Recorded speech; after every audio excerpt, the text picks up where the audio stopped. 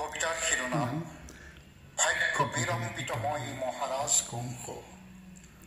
মহাকাব্যর এক নিন্দিত চরিত্র দুরাশার কংসময়, অনাকাঙ্ক্ষিত সন্তান মাতৃর অশৃঙ্খল অসংযমী পদ্মাবতী জননীর গর্ভ, কবিরর অনুসর গভীর দৈত্যর কামনার ফল মাথনময়, পিতৃমাতৃর চিরবিক্ষিত, মাতৃকুলার চিরবঞ্চিত, মাতৃর দুগ্ধপান নেপাল কাহানিও উগ্রফেন নামত পিতৃমূর, নেপাল মৌখনা মাত পিতৃর পরাও, ধাত্রীর কোলাতে পালিত মই কংস হল বই, মহাজ্ঞানী বিশ্বত্যাগী ভাগ্য বিড়ম্বিত মহারাজ কংস।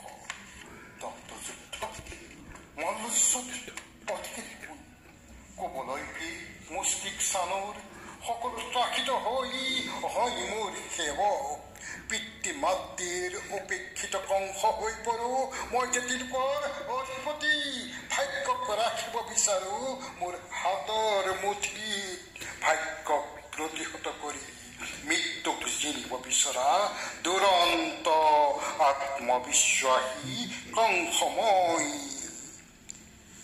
ভগ্নী দৈৱকীৰ 6 পুত্ৰক নিজ হাতে হত্যা কৰি কিয় আহে মায়াময় সংসাৰ অসাৰ, কিয় বাৰে বাৰে ত্ৰাসিত হৈ বাৰে বাৰে কৰো কৃষ্ণ নাম উচ্চাৰণ, কৃষ্ণৰ হাততে মৃত্যুবৰণ কৰি মুকুতি লভিলেও মই যে মহাকাব্য নিন্দিত, দুৰাচাৰ ত্ৰাসিত ভাগ্য বিড়ম্বিত কংস, ভাগ্য বিড়ম্বিত।